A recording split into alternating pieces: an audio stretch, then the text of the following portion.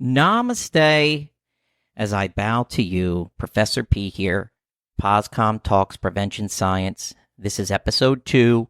Before we get into the interesting fact of the day, I want to let you know that we will be talking about adverse childhood experiences today.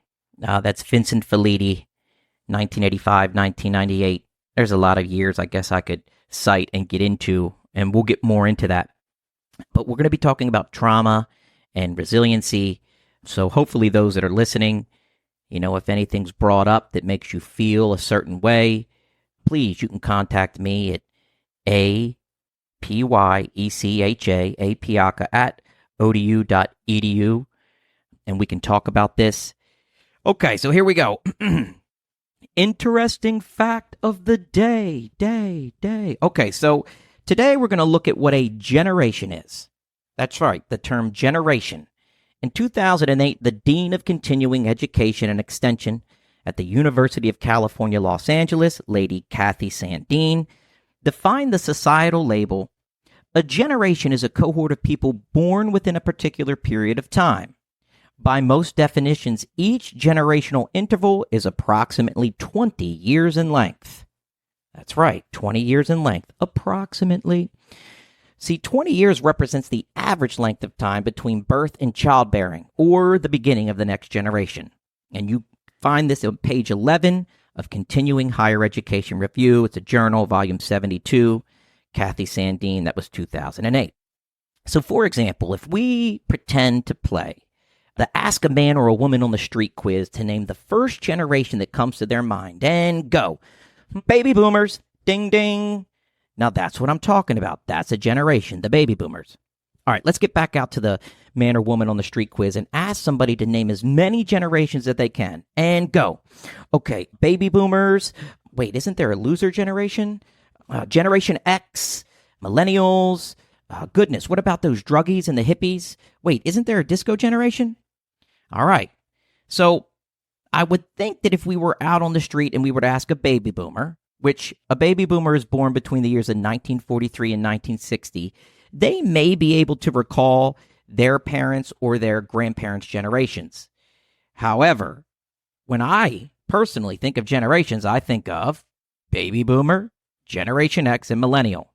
However, there's more than that. So without further ado, here we go. Now, I'm not going to take us all the way back to the ancient bronze generation or whatever. We're going to start in 1860 to 1882, the missionary generation, 1860, 1882, followed by the lost generation, 1883 to 1900. We have the GI World War II, aka the greatest generation ever, 1901 to 1924. And I'm not lying. Look, the greatest generation ever. In fact, that's what we're really going to dive into with our interesting fact of the day. So after the greatest generation ever, World War II, 1901 to 1924, we get into the silent generation. I'm watching a movie. 1925 to 1942. Yep, here it comes. Baby boomer generation, 1943 to 1960. Followed by Generation X, 1961 to 1981. Millennial generation, or the Generation Y, that's myself, born 1981 to 1996. We have Generation Z, 1997 to 2011, 2010 roughly. And then lastly, my son, my children, Generation Alpha, born 2010 to 2024. So somewhere in there. Okay. And work with me. I have a little bit of I was burning wood yesterday. Burning wood. All right, so I'm pretty jealous, though. I mean, the greatest generation ever born. I mean, I'm glad they weren't my parents. They were my grandparents. But the GI, World War II, is considered the greatest generation ever, born 1901 to 1924. And let's get into here's why. So first, their parents or grandparents tried to quit drinking with the Prohibition Act or the ratification of the 18th Amendment. That was in 1919 and then went into play in 1920. So, of course, this made Americans use more drugs. And did you know that rubbing alcohol during 1920 to 1933, right? Rubbing alcohol, sales increased 400%. I found this information from CIA, DEA Historical Research, and Musto, 1996. He is an expert in not just alcohol, the history of alcohol, and prohibition, but substance use in general. All right, I'm about to go on a rant, and you guessed it, it's about getting drunk off of rubbing alcohol. So the real alcoholic or addict, whatever that means, will take little tiny swirls of rubbing alcohol, very, very little. Just a little at a time under the tongue and swish it around like mouthwash, and now easy does it swallow. This is called rub-a-dub, and it is suggested that you get kicked out of Skid Row before you enter this stage of alcoholism. Get kicked out of Skid Row before you enter the stage of alcoholism. Rub-a-dub. Usually, train hopping or living in the woods is most practical for this lifestyle. Intoxication is probably close to like PCP rolling, and the withdrawal is something severe. Let alone your mouth, esophagus, and internal organs are burnt, and your liver and brain cells, they don't replenish themselves. Got another quick side note, plural, with this rant. I personally believe alcohol should be a hallucinogen. It's a depressant. Our friends from the British Journal of Psychiatry, 2005, discuss cases of delirium tremens, or DTs.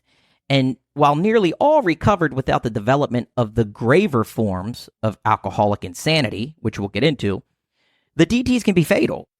They begin about a day or two after the last drink and can last for a week. Vivid auditory and visual hallucinations commonly characterize these cases. The hallucinations are transient, unless you're a schizophrenic, but in most cases they're transient, which means it's stress-related and it kind of takes on what's going on in your life. However, there is that persecutory role that can come in, like, oh man, they're after me, or everybody knows and they don't think I know, but I know. In the case of subacute alcoholism, auditorial, visual, olfactory, and tactile hallucinations are more prolonged persistence of the delusions. For example, Chuck Chamberlain, also known as Chuck C., claimed to have heard symphonies while herds of elephants ran through the streets. Violent shaking probably played a major role, I'm sure, while he was in this state. Also, hallucinations include itchy or burning of the skin and feelings of spiders, some large, even fleas crawling all over you. And actually, humans do have arachnids, or mites, alive in our pores. Demodox folliculorum, as they referred to, and Demodox doesn't stray too far away from the term dermatology. All right, back to this hallucinating. Sandy Beach actually documented his alcoholic delusional insanity. Sandy was a Marine pilot who would begin withdrawing from alcohol in flight. Goodness, talk about unmanageability. His hallucinations had him witness large building disappear in front of him, and then he believed that he was being interrogated, and this culminated into him trying to get out of the room of interrogation. He opened the door and was running and screaming down the hall because he truly believed he was in the middle of the flight deck with planes taking off and landing. In 1964, this was enough to get Sandy 6 months in the Boo-Boo Hatch. Boo-Boo Hatch is a psych ward or a psychiatric center. And Sandy died with over 50 years clean and sober in AA. And Chuck C. too died in 1982, 1983 with, over 40 years. All right, so there is an alcoholic silliness which takes on psychosis and then progresses into catatonia and paralysis in some instances. And the alcoholic's brain and liver never recover. Alcoholic insanity is actually a permanent catatonic paralysis state, and the individual cannot do anything, drooling on themselves while their loved ones come to the hospital every day, feed them, change their diapers until they die.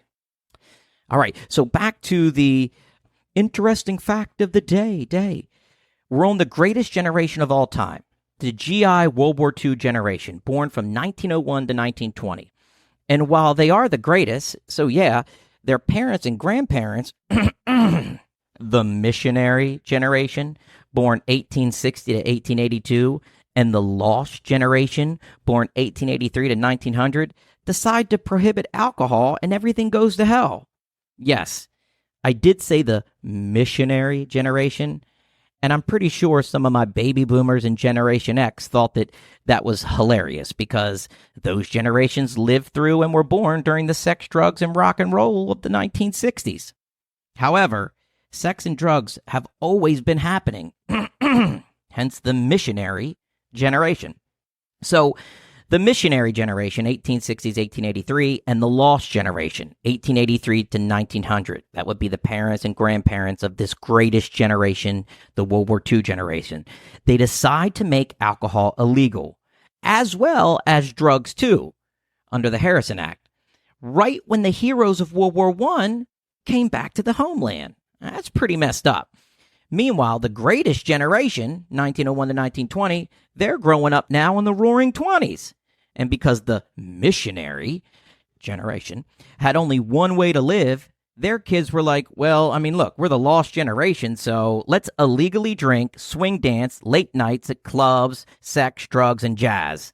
And it all culminates into the Great Depression of 1929. So, the greatest generation decides, first, they're going to be like, look, we want to get drunk legally. And they do. And Prohibition ends in 1930. All right? Strange, though, alcohol being a depressant, it's not a hallucinogen. Alcohol being a depressant, why would they legalize a depressant during the Great Depression? All right. Anyway, so you know what else the Great Generation does? They elect FDR, baby, who wasn't a polygamist, but he did carry on an affair throughout his entire marriage. Another presidential cheater? Yeah, you know who I'm talking about. Nixon. Oh yeah, he cheated. Before we get back to the generations, I want to have a moment of silence for William Jefferson Clinton. In my courses, and I want to take a break here from this interesting fact of the day, but in my courses with my students, usually the first week of class, we will analyze, compare, and contrast the public speaking skills of two presidents. One, Barack Obama. And I believe that Barack is one of the greatest public speakers ever. He also quit smoking Newport cigarettes while he was president in office. And number two, the infamous Donald Trump. I know you thought I was going to say Ronald Reagan, but I mean, come on, he's an actor. Of course he was great. But no, we look at Barack and we look at Donald. And I do this, Trump is not as smooth as Obama, and he has this accent and whatever. But he plays the bad guy role very well. And there's no denying that he is skilled as a speaker, no matter if you like him as a person or not. Of course, that usually becomes the topic of discussion. The character of Trump is always brought up by my students, who are mostly Generation Z, 1996 to 2010. And their voices are so important, and I believe them, and I believe in them. But it is important to do my job, so I also educate them about the character of our past presidents, about humans in general. And I do this so that, when they go to vote or when they're watching a speech as an audience member, they try to leave their biases behind first. Hear the message, then because look, if you have a bias, you can miss the message, right? So, all right. So I try to educate them about the character of our past presidents, who of course have only been white men, except for Obama and William Jefferson Clinton. All right, my shtick is up. I've been making fun of Bill Clinton, and that was probably racist. Bill Clinton is white, and I was trying to compare him to a black American pimp, and that's wrong. The truth about Bill Clinton was this. He was caught having extramarital affairs in the Oval Office and then lied to the American people about his infidelity. And maybe, just maybe, even worse, and this is debatable, but once the truth was revealed, his wife, Senator Hillary Clinton, did nothing, while their daughter stood by her side too. Can you imagine how far her inaction subconsciously set us back in the women's suffrage towards equality movement? Shoot, look, I don't think the American people really did anything either, right? So, the economy was booming. All right, rant over. But back to the economy of the 1930s, in which the greatest generation would start working again, making bullets for World War II. By the way, World War I was the war to end all wars, and World War II was the war to make sure that the sleeping giant, America, would move forward with boots on the ground at all times all over the world since World War II has ended. The greatest generation, and they created and dropped the atomic bomb. They are by far the greatest. Oh, and they smoked cigarettes and drank. And they probably gave birth to the second greatest generation ever, the baby boomers, 1843 to 1960. And again, I know this is also debatable, but you can't deny the music. I mean, and baby boomers are great with money. When I think of baby boomers, I think of my father-in-law. I think of Jerry. You know, they fulfill Maslow's hierarchy of needs, love, belonging, self-esteem, and self-actualization, or desire to become the most one can be to a T. I think this is important for us late Generation X and millennials because our children, Generation Z and Generation Alpha, will truly go where no man has gone before. And we need to support them just as the boomers did. The baby boomers changed their parenting style for us, right? Like it was safe to change your parenting style, to be a little bit more open. And so I'm a big fan of the baby boomers. And I do put them at number 2 along with the experts. But the number 1, the greatest generation of all time, is World War II generation. All right, so there it is, the interesting fact of the day. The generations and their periods. Again, this is an approximation. I'm going to leave it with this. The missionary generation, born 1860 to 1882. The lost generation, 1883 to 1900. The GI greatest generation, World War II, 1901 to 1924. The I'm trying to watch a movie. Silent generation, born 1925 to 1942. The baby boomer generation, born 1943 to 1960. Generation X, 1961 to 1981. Millennial generation, Generation Y, born 1981 to 1996. Generation Z, 1997 to 2010, 2011, followed by Generation Alpha, born 2010 to 2024. So now let's take a look. Adverse childhood experiences, also known as ACES. It's a questionnaire, quizzes that have been adapted and modified since Vincent Felitti's 1985 case study about childhood trauma and obesity. Okay, so the ACE questionnaire predicts adverse life outcomes based on exposure to trauma during the first 18 years of childhood. Well, yeah, 17 years and 364 days. All right. Still, the questionnaire relies on the adult recalling events from their past, and too many demographic variable, age, predispositions to cognitive disorders, ethnicity, and trauma exposure, previous psychological treatment can factor in the reliability of an ACE score measurement. Okay, and I get that support from Jimenez, 2016. Still, my personal experience would suggest that the higher trauma exposure score, and what the experts see is those who score 4 and above, and it's doses, right? The highest you can get is 10, the lowest is 0.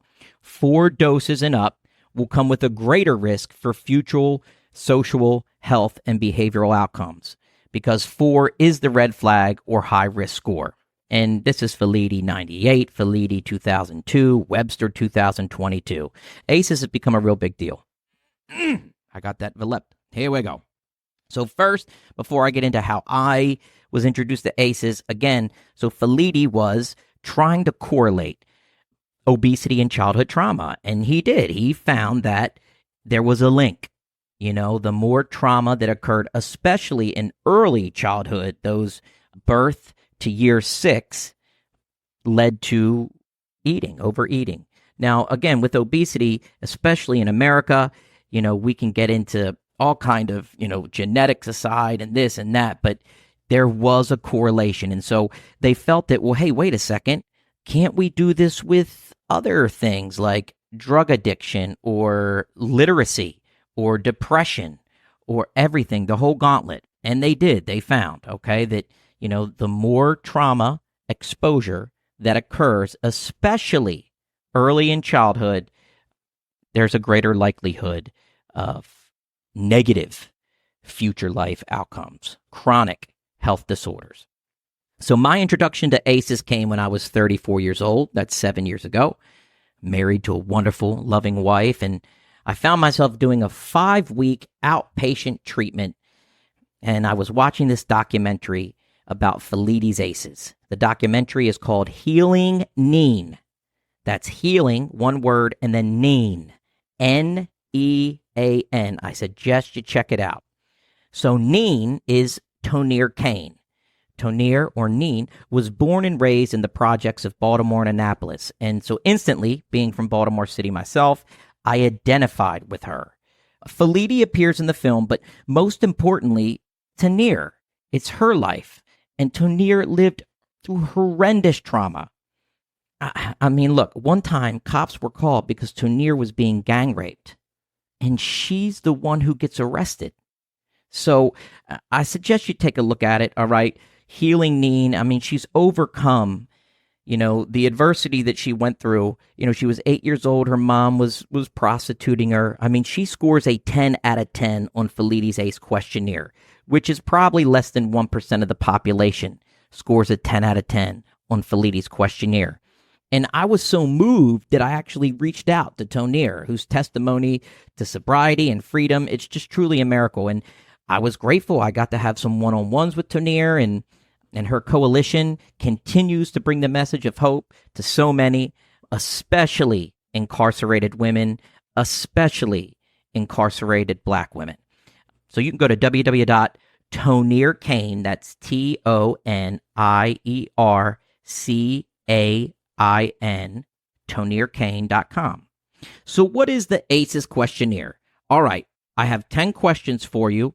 Okay, and this is the time where if you feel sensitive or something triggers, you can write it down, remember it, and please, you can email me at apyaca@odu.com, odu.edu, apyecha@odu.edu. All right, so here it is. There's 10 questions. If you say yes, you get 1 point. If you say no, you get 0. At the end of the questionnaire, you will have either 0 or 10. The higher the number, the more trauma, doses, or exposure you experienced. These questions relate to everything up to the age of 18. So as a child, here we go.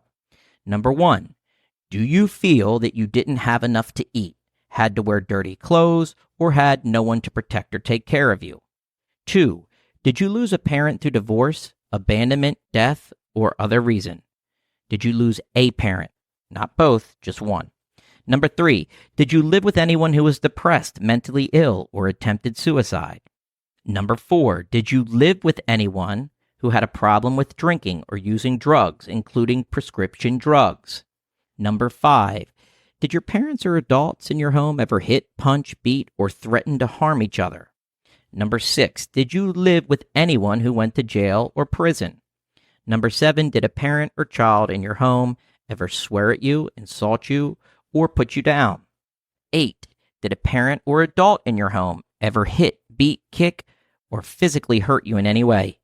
Number 9, did you feel that no one in your family loved you or thought you were special?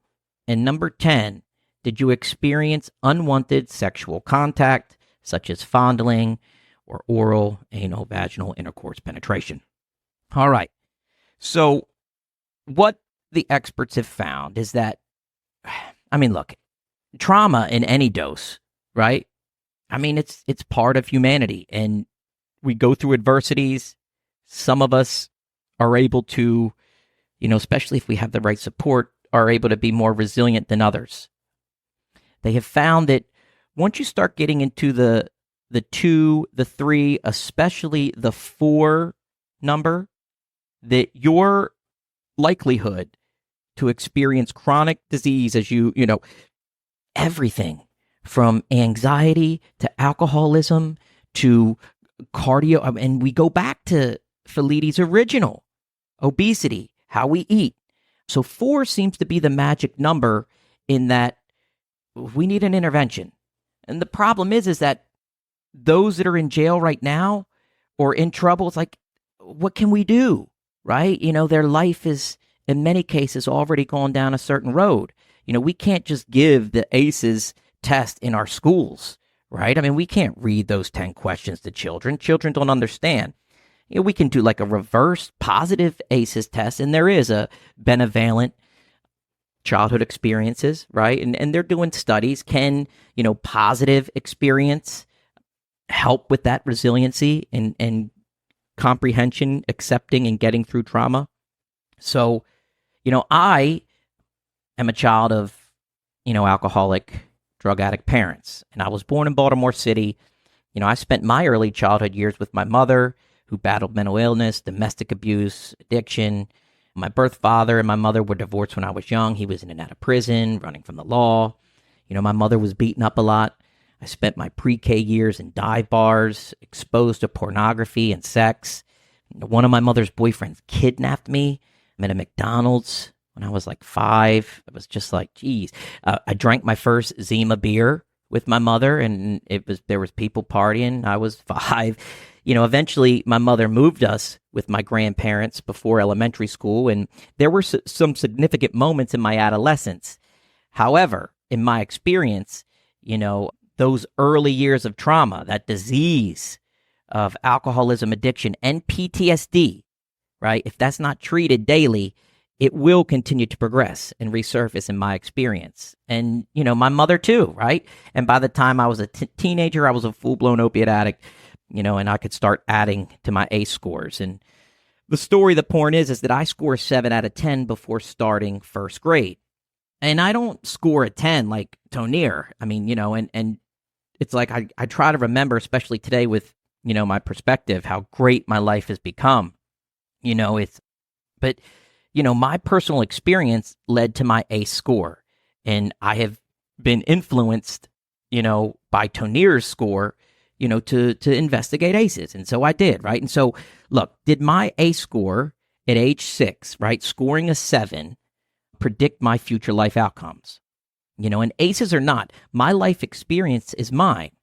Trauma, adversity, and resiliency, they're natural phenomena associated with humanity. It's Ellis and Dietz, 2017. And that gets into adverse community experiences, adverse climate experiences, and atrocious cultural experiences, right? So ACEs, there's the pair of ACEs, right, for the individual and then the community. I mean, it makes sense, right, that those that are going to live in poverty, those with lower socioeconomic status, they're probably going to experience, more trauma. Well, there's more trauma in the community. And we'll talk about climate experiences, right? Like, my mother-in-law was in Haiti during the earthquake, right? These things, that is an adverse climate experience, an earthquake. Can you imagine? And then now you're in a different culture, atrocious cultural experience, right? However, I do believe having trauma exposure score of 7 in my early childhood does correlate with Felitti's 1998 theories about chronic disorders, depression, substance abuse as likely future outcomes for those children who score 4 and above.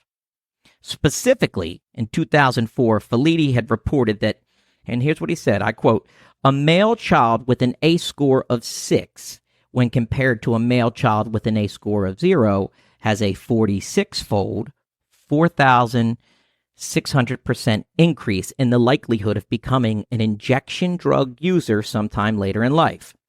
And this was shocking to me because I experienced this behavior in late adolescence. And this was even after positive experiences during middle school in my childhood, those ages 6 to 12.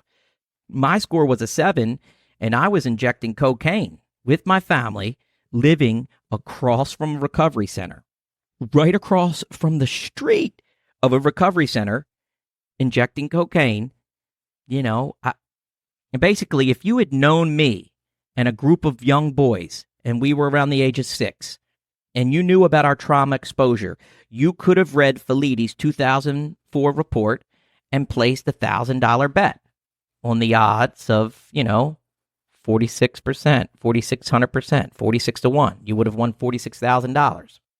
So it resonated with me. Look, today things are obviously different, okay? And you heard on the last episode about my late adolescence, right, in my childhood. And today I get to recover from my past every day. And just like Tonier Cain, so again, please check out Healing Nean or toniercain.com. But trauma is complex, and everyone experiences trauma differently. Again, I was talking about my mother-in-law, Jody Jackson Tucker. You can look her up too. That's jodyjacksontucker.com, and it's Jody with an I, not a Y. And she gave me this book, right, to read during one of our holiday visits about the orphanage system in America. And it was just riveting. And, it left me feeling so hollow.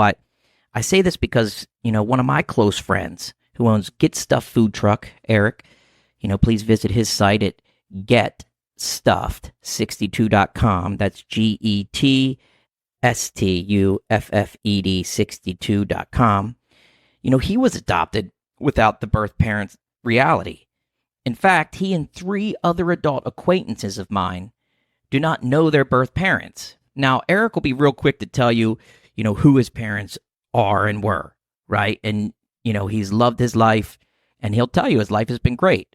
But there's trauma there, There is trauma in that we can't even touch as experts, right? We can't even go there. Most Americans can never understand or relate to that. In fact, ACES has been adapted many times over, and one dose of trauma exposure is usually correlated with one of the natural parents not being in the picture. So I would say, isn't it practical then if an individual were to take an ACES that didn't have both birth parents, adopted at birth or during early childhood, shouldn't they score a 2? But, I love you, Eric. But back to Jody and my father-in-law, Jerry, they adopted children from Uganda 15 years ago. We cannot even begin to explore the trauma my brothers and sisters may have endured. And shoot, Jody was there during the Haiti earthquake. I told you that, and that takes me also to times of war and, what our soldiers go through. Natural disasters occurring all over the world. My close friend Priscilla had shared with me that, during her childhood, her house burned down. Imagine your home burning down or, a fatal and physically life-altering accident, and these things happen, and Eric too. Eric had cancer, right? These things happen. So by no means am I saying that, the ACEs, the trauma, this is the only way.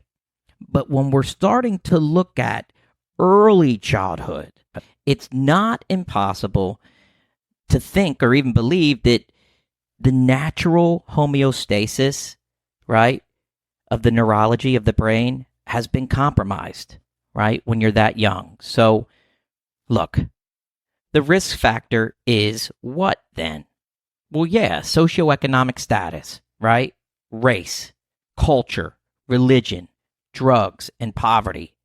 But most importantly, when it comes to trauma, it is the who, the people, the family, the friends, and the community that is with you during these traumatic events. Afterward, the whole human phenomena of resiliency. In my example in Tonier's, it's never God's fault, but rather the experience God does not want to take away from us. There was a lack of protective factors in place during and after the trauma. The best preventive measures are for those generations I mentioned. When moms and dads, the community, and the friends and the family are there after something occurs. That's when the intervention starts. ACEs are essential across all stages of childhood psychosocial developmental theories. And it would behoove further research into middle childhood and adolescence to initiate upscaling of current prevention evidence-based programs. It is important to remember that adolescence could be considered physiological insanity with more complex layers like social factors, peers, education, technology, and media on top of trauma, right? On top of trauma. Now, the development of the brain, the growth, the pace during that infant, toddler, and early childhood phase, we know it's a critical time for opportunity because of the vulnerability, especially when it comes to positive or negative reinforcement. And there's lifelong implications. And that's our boy Jimenez, 2016, page 2. And Webster, 2022, supports this too. Continued ACE focus during this infant, toddler, early childhood phase, because there's still relatively little known about the prevalence and impact of ACE exposure in early childhood. Limited information about traumatic exposures taking place in the critical birth to age 5 human development period. Although ACEs in early childhood have been linked to adverse community experiences and poor physical health outcomes, little is known regarding associations between early childhood ACEs and developmental and behavior outcomes. And that's page 2. That was Jimenez, 2016. Yeah, okay, but maybe not exact outcomes, but we know that the earlier that trauma occurs, the more likely that the brain's chemistry and rewiring is changing. Focusing more on the impact of ACE exposure before middle childhood may prove more reliable behavior and health outcomes predictability and increased knowledge on practical interventions with positive resilience, resolve, and recovery. Webster agrees that understanding the prevalence of ACEs and the risks associated with ACEs in early childhood is critical for creating interventions that promote positive development for youth and inform parental education to minimize future ACE exposure. The earlier the trauma occurs, the more likely events have to change the hardwiring in the brain dramatically. Preventive measures are implemented. It can be a long road. Hopefully, with amazing friends like Eric and Priscilla and wonderful parents like Jody and Jerry, acceptance and understanding can take place in the person's life. That's resiliency. While some of us may seem to have a natural ability to bounce back from adversities, the reality is it's only by resources, support, and a connection to a loving and caring God, because after all, what else really matters? Okay. Before Dr. Tansy Vandekar Burden joins us on March 31st, there will be another episode next week, and a guest will be joining us. For all the great dad jokes out there, thanks for namasteing, but nama go.